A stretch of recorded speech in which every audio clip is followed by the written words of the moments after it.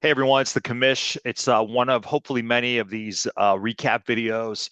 Those of you who've been in the league for a very long time probably remember I used to do this on a weekly basis, but life happens, work happens, and you kind of lose track of time. And I think it's been like at least 8 to 10 years since I've done these on a regular basis. So I decided to do a quick recap after 4 weeks, and then hopefully we can start doing this on a weekly basis. Maybe it's something about 5 to 10 minutes long, and have a guest on like I used to do. Have an owner each week. But I wanted to kind of go through and just talk about the first 4 weeks. Um, looking at the um, the standings, we have half the league right now is at 3-1. Um, and we got one team, Bosanas, who has yet to win a game. But I'm looking at the teams, and I feel the same way I did after the draft. I don't think there's one team here that really jumps out after 4 weeks, the same as what I felt after the draft. Everyone has got weaknesses.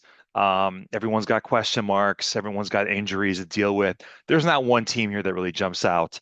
I think it's going to be a type of season where, you know, 8-6 could be a first place finish, maybe 9-5 max, but I don't think anyone's going to run away with the league with the standings. Um, but kind of want to point out a couple of things during this recap. I want to start with the Kill Aziz. That's Zoli. For those of you who don't know who he is, Zoli Balomo, one of my good friends from back in the days in high school. Um, this guy is leading the league in scoring. He is really 1 point away from being 4-0. Um, and this guy was shit-faced when he was drafting. A lot of people don't know this, but he was so drunk, so fucked up during that draft. I mean, he was picking guys like this is proof that, he was wasted. He took Jerome Ford in the fifth round. I mean, that tells you everything you need to know. I mean, Jerome Ford shouldn't even be rostered, period. And he chose to take him in the fifth round. That's like Cleveland Browns type drafting there when they reach for players. But yeah, I mean, even after what I thought was going to be a horrible draft, he leads the league in scoring.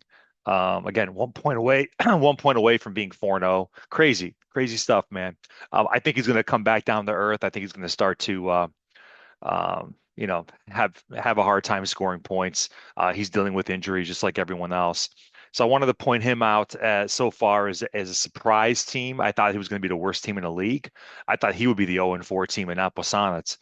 Um, the other one I want to point out is Matt. Matt had an A+ draft grade, and I think he just lost his first. Yeah, he just lost his first game of the year. I probably went to his head when he saw that he was an A+, 3-0. His team again isn't very good, and I think he's got a lot of question marks.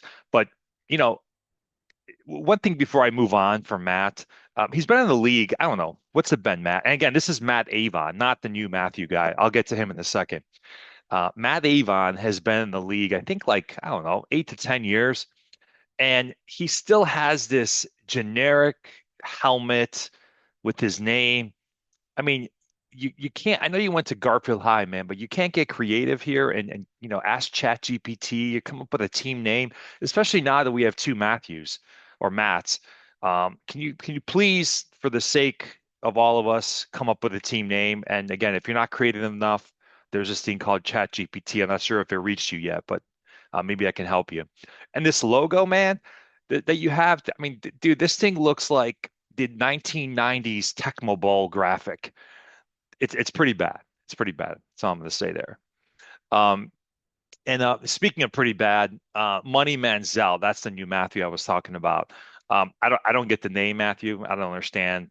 I mean, he's one of the biggest busts of all time. I know who you're referring to. I mean, you're from Cleveland. He openly admitted that he hated that he was um, drafted by Cleveland. The guy sucked, and I mean, you chose of all players, all people out there, to name your team after him. So I mean, it shows after. 4 weeks. You're 1-3, losing three straight. So maybe change that team name. Maybe you'll start to play better. Um, who else do I want to point out here? We talked about Bosanac, 0-4. This guy was on a like a, I don't know, 3 week second honeymoon with his wife in Europe, traveling. I don't think he really cared the first couple of weeks about him. Probably wasn't even checking his roster on a regular basis. He drafted like he didn't care. Some questionable draft picks there, and that's why he's 0-4. But again, it's still early, still time, still make some moves, and then that's the great thing about fantasy football is even if you deal with injuries or you have a bad draft, if you have good free agent pickups, you can come right back. And again, no one's going to run away from this thing.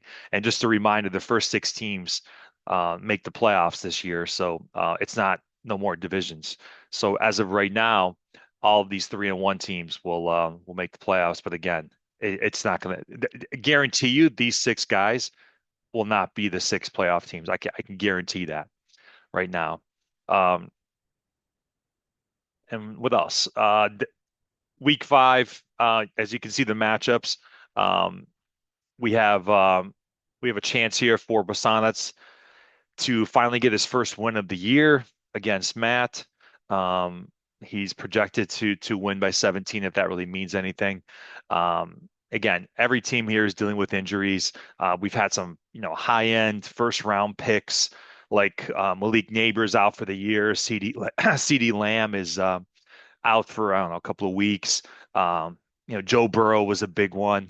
It affected my team big time because, of course, I took Jamar Chase number one. I took Chase Brown in the second round. Never would have drafted two Bengals if Joe Burrow would have got injured in the preseason. But it just that's fantasy football, man. But that's about it for now. Again, I'm going to try to get people on the program and see if we can have some fun and maybe recap this on a weekly basis starting after week 5. Any volunteers, feel free to text me. I'll shoot you guys the recording of this. And good luck to everyone this week, except for Project 2025. Um, I think I get my second win of the season this week. So peace out to everyone. Good luck, except for Project 2025, and we'll talk again soon.